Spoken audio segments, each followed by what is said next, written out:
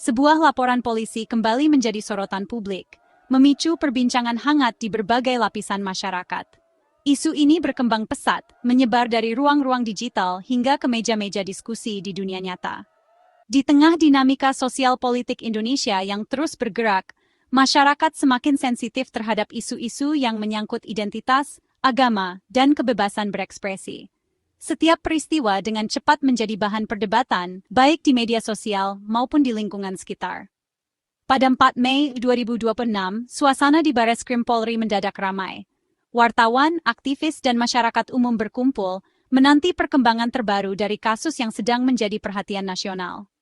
Hari itu, perwakilan dari Aliansi 40 Ormas Islam datang membawa setumpuk berkas. Mereka menuntut keadilan dan meminta pihak berwenang menindaklanjuti sebuah video viral yang dianggap meresahkan. Menurut mereka, ada upaya sistematis untuk memecah belah kerukunan umat beragama melalui potongan video ceramah Yusuf Kalla, seorang tokoh nasional dan mantan wakil presiden RI. Video tersebut dipotong sedemikian rupa sehingga menimbulkan tafsir yang berbeda-beda di masyarakat. Laporan ini menandai babak baru dalam perjalanan isu tersebut. Apa yang bermula dari unggahan di media sosial kini telah masuk ke ranah hukum, memperlihatkan betapa cepatnya isu digital bisa berubah menjadi persoalan nyata yang melibatkan banyak pihak. Kasus ini memperlihatkan betapa tipisnya batas antara kebebasan berekspresi dan potensi pelanggaran hukum, terutama jika menyangkut isu agama yang sangat sensitif di Indonesia. Satu pernyataan atau potongan video bisa memicu reaksi berantai yang sulit dikendalikan.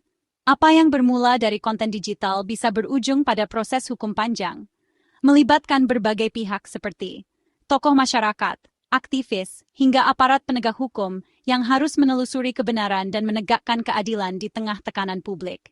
Kegaduhan ini menjadi pengingat bagi kita semua. Unggahan di media sosial, sekecil apapun, bisa berdampak besar pada kehidupan nyata.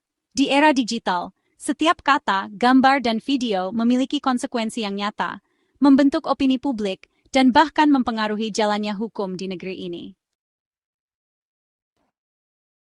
Laporan polisi ini menyoroti 3 nama besar yang sudah tidak asing lagi di masyarakat Indonesia: Ade Armando, Abu Janda atau Permadi Arya, dan Grace Natali. Ketiganya dikenal sebagai figur publik yang aktif di media sosial dan kerap terlibat dalam diskusi-diskusi panas seputar isu sosial dan politik.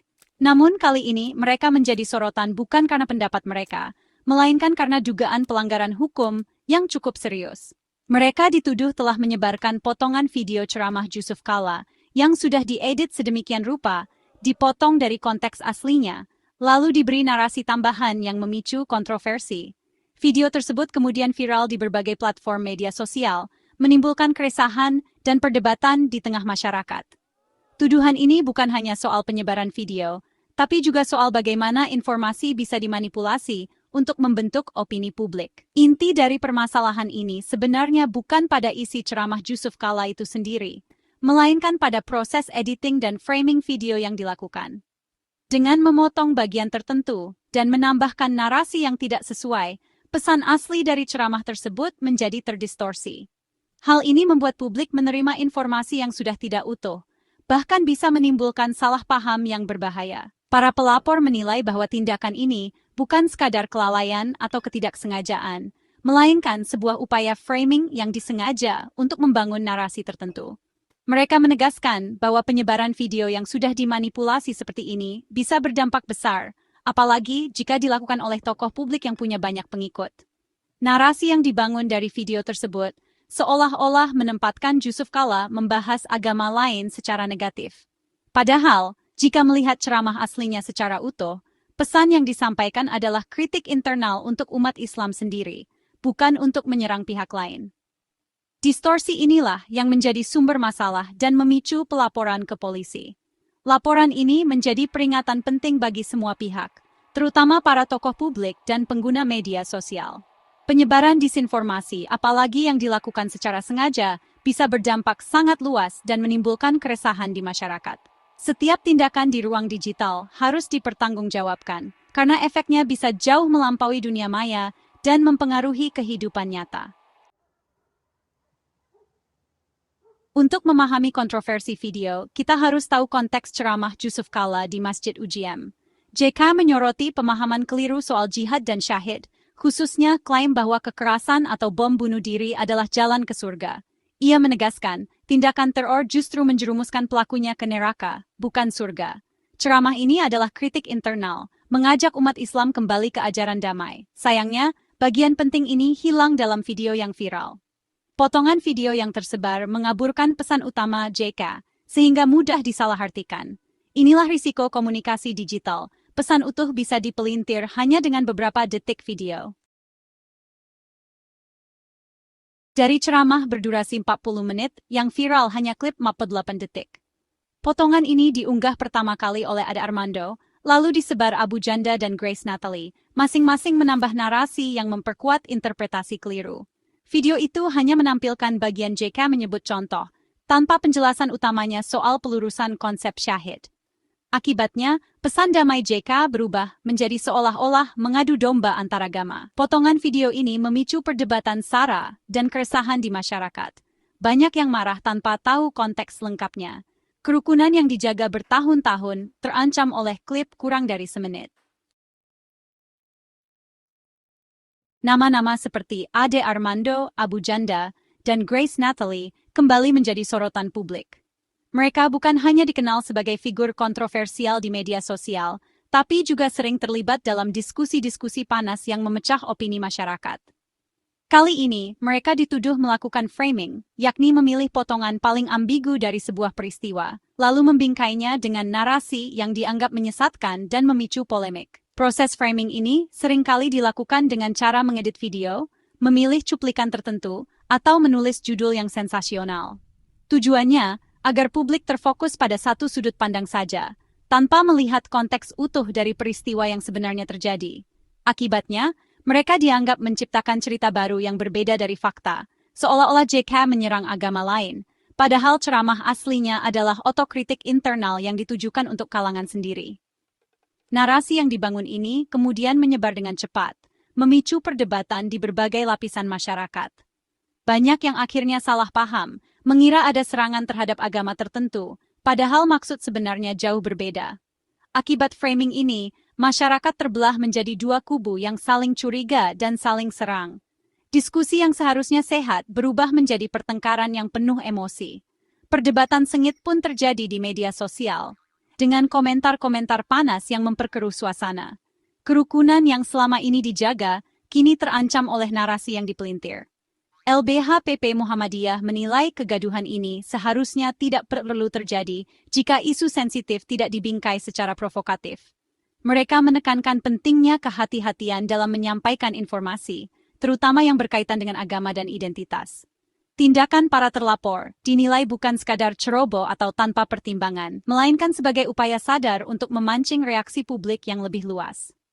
Reaksi masyarakat pun beragam, mulai dari kecaman keras hingga dukungan. Namun yang pasti, suasana menjadi semakin panas dan penuh ketegangan. Kebebasan berekspresi memang penting, tapi tidak boleh dijadikan tameng untuk menyebarkan informasi yang sudah dipelintir atau dimanipulasi demi kepentingan tertentu. Tuduhan framing dan narasi menyesatkan inilah yang kini sedang diproses oleh Bareskrim Polri, sebagai upaya menegakkan keadilan dan menjaga ketertiban di tengah masyarakat yang semakin mudah terprovokasi. Pelaporan ke Bareskrim didahului diskusi panjang antar tokoh ormas Islam yang prihatin atas fitnah terhadap JK. Pada 28 April 2026, mereka bertemu langsung dengan JK, menyampaikan keprihatinan dan mendapat restu untuk menempuh jalur hukum. LBH Hidayatullah dan LBH-PP Muhammadiyah menyusun laporan secara sistematis. Tujuannya, menyalurkan dinamika masyarakat ke proses hukum yang terukur, bukan main hakim sendiri. Pada 4 Mei 2026, perwakilan 40 ormas Islam resmi melapor ke Bareskrim, membawa bukti-bukti awal.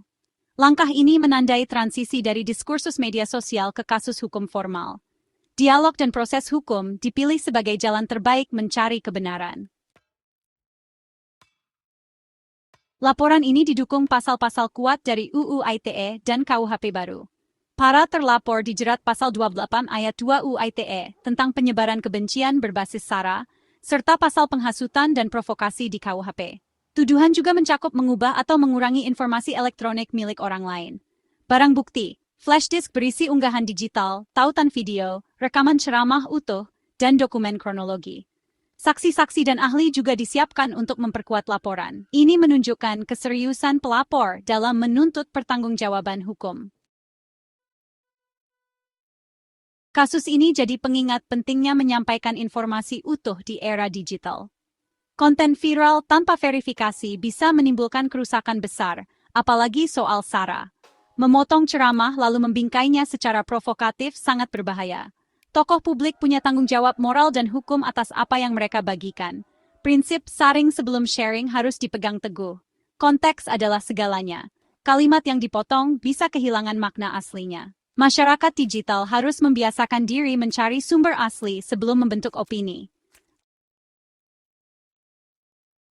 Kontroversi video JK mengajarkan pentingnya menjaga kerukunan dan kehati-hatian bermedia sosial. Kerukunan adalah aset bangsa yang mudah terancam oleh tindakan tak bertanggung jawab di dunia maya. Media sosial seharusnya jadi sarana menyebar pesan positif, bukan fitnah atau kebencian. Penyelesaian lewat jalur hukum adalah langkah dewasa dan patut diapresiasi. Mari jadikan peristiwa ini momentum refleksi. Perbedaan adalah kekayaan, bukan sumber konflik. Gunakan media sosial secara bijak, sebarkan informasi utuh, dan utamakan persatuan. Menjaga kerukunan adalah tugas kita semua.